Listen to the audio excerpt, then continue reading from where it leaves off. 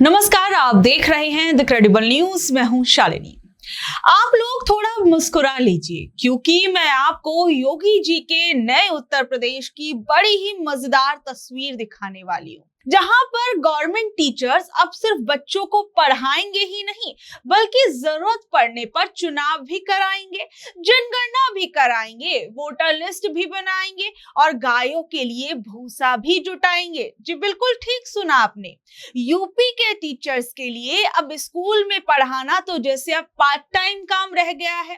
असली नौकरी तो सरकारी आदेशों को ढोने की बन गई है। बल्कि अब आप देखिए कि उन्हें क्या आदेश दिया गया है कि वो घर घर जाकर गायों के लिए भूसा इकट्ठा करेंगे।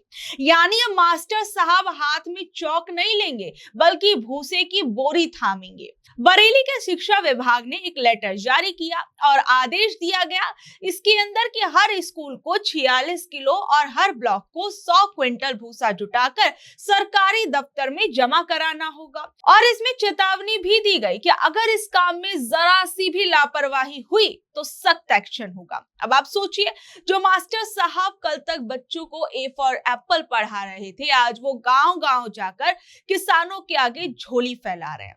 मतलब अब वो जाकर ये लोगों से कहेंगे कि भैया हमें थोड़ा सा भूसा दे दो वरना मेरी नौकरी पर आँच आ जाएगी।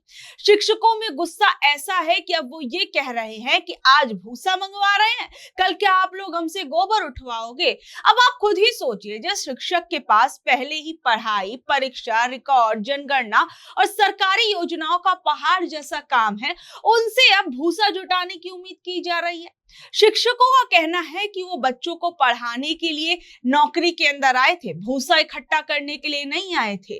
पहले ही स्कूलों में पढ़ाई से ज्यादा जो कागजी काम होते हैं वो बढ़ चुके हैं। कभी चुनाव की ड्यूटी दे दी जाती है, कभी बीएलओ वाली ड्यूटी दे दी जाती है, कभी जनगणना कराई जाती है, कभी सर्वे कराए जाते हैं और अब भूसा अभियान। ऐसे में सवाल उठता है कि आखिर बच्चों की पढ़ाई कब होगी। गरीब परिवार अपने बच्चों को इस उम्मीद से सरकारी स्कूल भेजते हैं कि वहां उन्हें अच्छी शिक्षा मिलेगी, लेकिन अगर शिक्षक ही दूसरे कामों में उलझ जाए तो पढ़ाई का नुकसान कौन भरेगा। आप सोचिए। वैसे ही हम यूपी के अंदर देखते हैं कि कई बार ऐसी तस्वीरें सामने आई कि छोटे छोटे बच्चे स्कूलों के अंदर जो है वो सफाई करते हुए नजर आते हैं, हाथों में झाड़ू लिए हुए नजर आते हैं। आप सोचिए, एक सरकारी स्कूल के अंदर आखिर में पढ़ता कौन है। किसी अमीर का बच्चा तो वहां पर आपको नजर नहीं आएगा। वहां जाते हैं गरीब बच्चे, जिनके माँ बाप के पास पैसे नहीं होते, जिनके पास इतने पैसे नहीं होते कि वो किसी अपने बच्चे को अपने बड़े हाई फाई स्कूल के अंदर पढ़ा पाए। तो ऐसे में वो उम्मीद करते हैं कि हम सरकारी स्कूल में ही भले अपने बच्चे को भेजें, वहां जाकर वो पढ़ाई लिखाई करेगा और एक दिन बड़ा आदमी बनेगा। लेकिन आप सोचिए, पहले तो स्कूल के बच्चों से ऐसे ऐसे काम कराए जाते हैं, वहीं दूसरी ओर वहां पर जो शिक्षक है उन्हें दूसरी ड्यूटीज में लगा दिया जाता है। तो आखिर में इन गरीब बच्चों का भविष्य कहां जाएगा। क्या हम ऐसे में उम्मीद कर सकते हैं कि ये बच्चे ढंग से पढ़ लिख भी पाएंगे। और जब ये भूसे वाला पूरा मामला सोशल मीडिया पर पहुंचा तो लोगों ने भी खूब सवाल उठाए। कई लोगों ने कहा कि सरकार को अगर गौवंश की चिंता है तो उसके लिए अलग व्यवस्था बनानी चाहिए। शिक्षक कोई मल्टीपल पर्पज स्टाफ नहीं है कि हर विभाग का काम आप उन्हीं से करा देंगे। बाद में अधिकारियों की ओर से फिर सफाई आने लगी, लीपापोती होने लगी और कहा कि भैया अगर किसी की मर्जी हो तो वो भूसा लेने का काम कर सकता है, नहीं है तो कोई बात नहीं। मतलब आप देखिए कि जब बहुत ज्यादा हंगामा होने लगा, टीचर्स गुस्सा होने लगे, तो इस पर ये सफाई आ रही कि आप अपनी मर्जी से कर सकते हैं और किसी पर ये कहा गया कि कोई दबाव नहीं रहेगा। लेकिन उससे पहले जो ऑर्डर आया था उसमें ये कहा गया कि अगर ऐसा कोई नहीं करता है तो उसके खिलाफ सख्त से सख्त कार्रवाई की जाएगी। ऐसे में सवाल उठता है कि आखिर में ऐसे आदेश जारी ही क्यों किए जाते हैं। पहले सख्ती की बात होती है, कार्रवाई की चेतावनी दी जाती है और फिर जब बात उल्टी पड़ती दिखाई देती है तो कहा जाता है ये तो स्वेच्छा से करने वाला काम है, ये तो सेवा का काम है। और सबसे ज्यादा चिंता की बात यह है कि हमारे देश के अंदर शिक्षा का स्तर पहले कई चैलेंजेस का सामना कर रहा है। सरकारी स्कूलों में बच्चों की संख्या लाखों में है और वहां पढ़ाने वाले शिक्षकों पर पहले से ही काम का भारी दबाव है। और अगर शिक्षक का समय पढ़ाई के बजाय दूसरे कामों में खर्च होगा तो नुकसान सीधे बच्चों को होगा।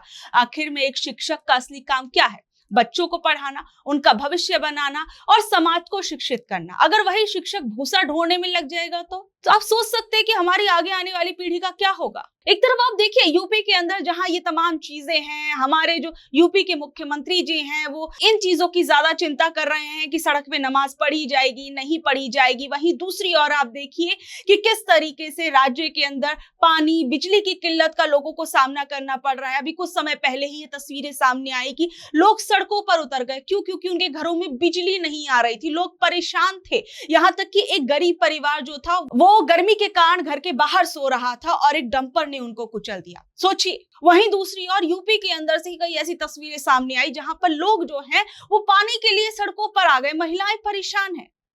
और यूपी से एक और दर्दनाक तस्वीर सामने आई। यूपी के हमीरपुर के अंदर एक बहुत दुखद खबर सामने आई, जैसे सुनकर शायद आप में से बहुतों का कलेजा कांप जाए। शुक्रवार की रात जब दुनिया सो रही थी तब यूपी के बेतवा नदी पर बन रहे एक पुल का भारी भरकम हिस्सा जो था अचानक गिर गया। इस हादसे ने उन 6 गरीब मजदूरों की जान ले ली जो दिन भर मेहनत करने के बाद उसी पुल के नीचे सो रहे थे। 7.5 घंटे तक बचाव का काम चला, मलबे से लाशें निकाली गई, लेकिन उन परिवारों का क्या जिनका सहारा छिन गया।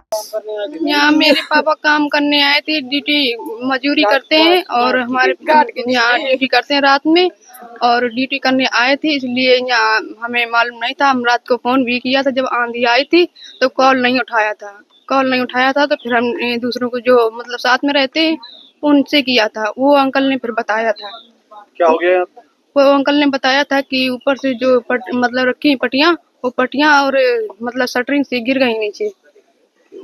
उस अंकल ने बताया, तब हम लोगों ने सब लोग को बताया, तब यहाँ पर हम आए। क्या पता चला? अब हम यहाँ आए, हमें किसी ने दिखाया नहीं है। अधिकारी कह रहे हैं कि आंधी बारिश की वजह से पुल गिर गया। तो कल रात को एक सूचना प्राप्त हुई थी कि जैसे यहाँ पे जो बेतवा नदी पर पुल है उसमें जो है एक कॉलम, एक सेगमेंट जो है उसमें नीचे गिर गया है। इसमें कुछ लोगों के नीचे दबे हुए होने की आशंका जताई गई थी। इसको सूचना जैसे ही प्राप्त हुई पुलिस और प्रशासन यहाँ मौके पर पहुंचे और एसडीआरएफ को भी तत्काल रूप से बुलवा दिया गया। एसडीआरएफ कल रात में ही यहाँ पर, जैसा कि डीएम साहब ने अवगत कराया, यहाँ पे पहुंच गई थी और इनमें जो 3 लोग थे जो फंसे हुए थे उनको सुचारू रूप से जो है बाहर निकाल लिया गया, उनका रेस्क्यू हो गया है।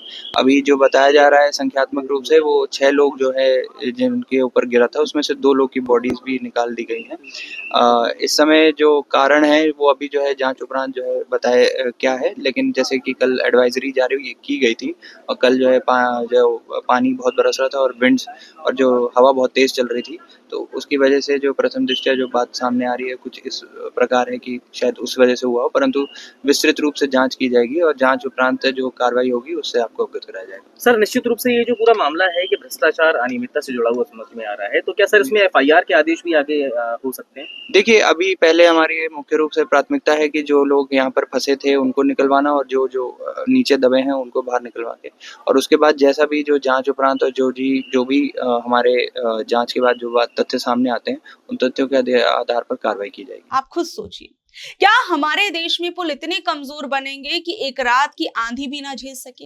ये पुल 90 करोड़ की भारी भरकम लागत से बन रहे थे, लेकिन पहली आंधी ने ही इसकी क्वालिटी की पोल खोल दी। सरकार ने एक इंजीनियर को सस्पेंड कर दिया और जांच बैठा दी, लेकिन क्या इस सस्पेंशन से मरे हुए लोग वापस आ जाएंगे? अब आप आगे का खेल भी समझ लीजिए जो हादसे के बाद होता है।